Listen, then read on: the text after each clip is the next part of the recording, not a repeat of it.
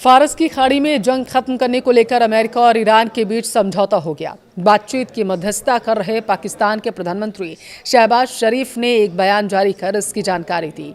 अमेरिकी राष्ट्रपति Donald Trump ने ट्रुथ सोशल पर एक पोस्ट में ईरान के साथ समझौते पर पहुंचने की बात कही। ईरान के उप विदेश मंत्री ने समझौते पर पहुंचने की पुष्टि भी कर दी। लेकिन क्या ये सच है? क्या हो अगर ट्रंप ने शांति समझौते के बीच अटैक करने की तैयारी कर रखी हो? क्योंकि जब सीज़फायर हुआ था तब हमने ये तस्वीरें देखी थी। क्योंकि ये पूरी दुनिया को पता है, ट्रंप जो कहते हैं वो करते नहीं। नमस्कार, आपके साथ मैं पल्लवी रविंद्र सिंह और आज टू द पॉइंट में बात इसी मुद्दे पर करेंगे कि क्या ट्रंप एक नए धोखे की तैयारी में है। वीडियो को लास्ट तक जरूर देखें। अमेरिका और ईरान के बीच दुश्मनी खत्म करने के लिए हुए समझौते की घोषणा ने डोनाल्ड ट्रंप को उनके जन्मदिन पर एक बेहद ही शानदार तोहफा दे दिया। हालांकि यह काफ़ी अनिश्चितताओं में लिपटा हुआ है। समझौते का ऐलान करते हुए सोशल मीडिया पर की गई अपनी पोस्ट में अमेरिकी राष्ट्रपति ने कहा है कि हॉर्मुज स्ट्रेट कमर्शियल जहाज़ों के लिए खुल जाएगा। अमेरिका अपनी नौसैनिक नाकेबंदी हटा लेगा। उन्होंने आगे कहा कि पिछले अमेरिकी राष्ट्रपतियों की नाकामियों के उलट उन्होंने एक बेहतरीन समझौता करा दिया है जो पूरे इलाके में शांति और सुरक्षा लाएगा। ये ट्रंप की तरफ से दावा किया जा रहा है। खैर, अपनी तारीफ तो वो हमेशा ही करते रहते हैं। अब देखिए, बेशक इस तरह की बढ़ा चढ़ा कर की गई बातें ट्रंप के लिए नई नहीं हैं। पिछले साल गाजा युद्ध खत्म करने वाले समझौते को लेकर उनके हमेशा के लिए शांति और ईमान, उम्मीद, ईश्वरीय शुरुआत के दावे भी इतने ही बड़े थे, जबकि ज़मीनी हकीकत इन दावों से काफ़ी दूर थी।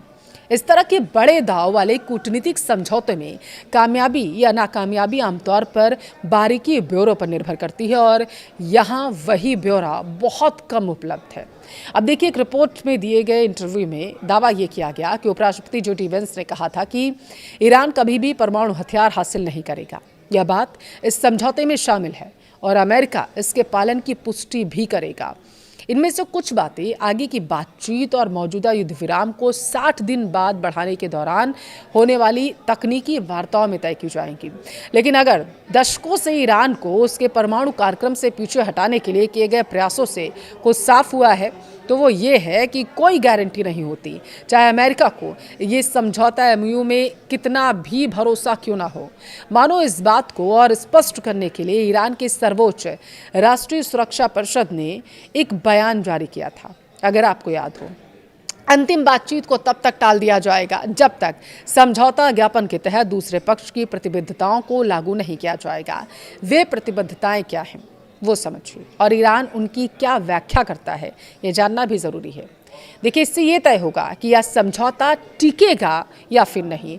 ऊर्जा बाजार के विशेषज्ञों ने चेतावनी दी कि हॉर्मुज स्ट्रेट से तेल की आवाजाही युद्ध से पहले के स्तर तक तुरंत लौटने की संभावना नहीं है।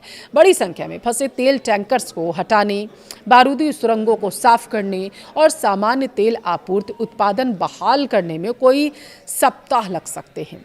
आधिकारिक हस्ताक्षर होने में अभी कई दिन बाकी हैं। अब ऐसे में ईरान और अमेरिका के पास समझौते की सफलता सुनिश्चित करने के लिए अहम बिंदुओं पर सहमति बनाने का समय है, लेकिन इसके टूटने की आशंका भी बनी हुई है।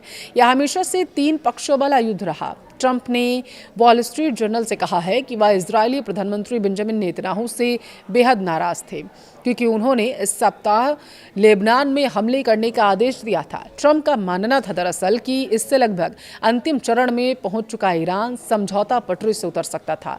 लेकिन अगर इजरायल लेबनान में नए सैन्य अभियान शुरू करता है तो ईरान फिर से हॉर्मुज स्ट्रेट बंद करने का फैसला भी कर सकता है और एक बार फिर से वैश्विक अर्थव्यवस्था को खतरे में डाल सकता है। पानी आपको बताते हैं आखिर सबसे ज़्यादा वजह क्यों बन चुका है। दरअसल वेंस ने यह भी माना है कि युद्ध ने ऊंची ऊर्जा कीमतों, उनसे जुड़े आर्थिक असर की वजह से कई अमेरिकियों को परेशान किया। साथ ही उन्होंने दावा किया है कि ईंधन कीमतें कम होना शुरू हो जाएंगी। तेल के दाम कितनी जल्दी कम होते हैं और आर्थिक मुश्किलों का सामना कर रहे अमेरिकियों के लिए या कितनी जल्दी राहत के रूप में दिखाई देगा, इससे काफ़ी हद तक यह तय होगा कि नवंबर के मध्यावधि चुनाव से पहले रिपब्लिकन पार्टी पर दबाव जो है वो कितना बढ़ेगा या फिर कितना कम होगा। अब देखिए, हालिया पोल्स के मुताबिक ट्रंप और उनकी पार्टी को जनता की बढ़ती नाराजगी का सामना करना पड़ रहा है। यूगो सर्वे में पाया गया कि 63% अमेरिकी अर्थव्यवस्था को संभालने के उनके तरीके से असंतुष्ट लोग हैं, जबकि 57% लोगों का मानना यह है कि अर्थव्यवस्था और इसके साथ साथ बिगड़ती जा रही है।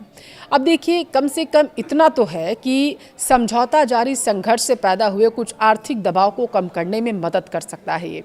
अब भले ही इसे पूरी तरीके से खत्म ना कर सके, अगर पेट्रोल की कीमतें वास्तव में गिरना शुरू होती हैं तो यह अमेरिकियों के लिए इस बात का ठोस संकेत हो सकता है कि हालात बेहतर हो रहे हैं या जंग शुरू होने से पहले जैसी स्थिति है उसकी ओर इशारा बढ़ाया गया है। ये एक अहम कदम माना जाएगा।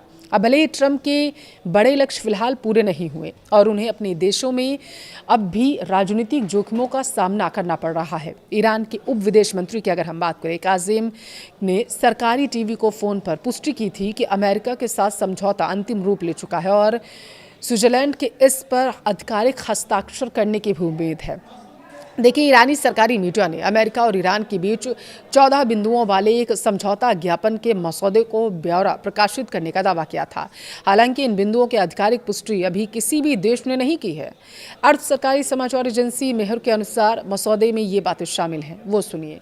लेबनान समेत सभी मोर्चों पर स्थायी युद्ध विराम, अमेरिका की ओर से ईरान के आंतरिक मामलों में हस्तक्षेप न करने की प्रतिबद्धता, 30 दिनों के भीतर ही अमेरिकी नौसैनिक नाकेबंदी हटाना, 30 दिनों के भीतर ही ईरानी व्यवस्थाओं के तहत हॉर्मुज स्ट्रेट को फिर से खोलना, अमेरिका और उसके सहयोगियों की ओर से ईरान के पुनर्निर्माण के लिए कम से कम $300 अरब देने की योजना, ईरानी तेल और ऊर्जा उत्पादों पर लगे प्रतिबंध पूरी तरीके से समाप्त करना, परमाणु हथियार नहीं बनाने की ईरान की प्रतिबद्धता, अमेरिका की ओर से क्षेत्र में अपनी सैन्य मौजूदगी नहीं बढ़ाने और नए प्रतिबंध नहीं लगाने की प्रतिबद्धता।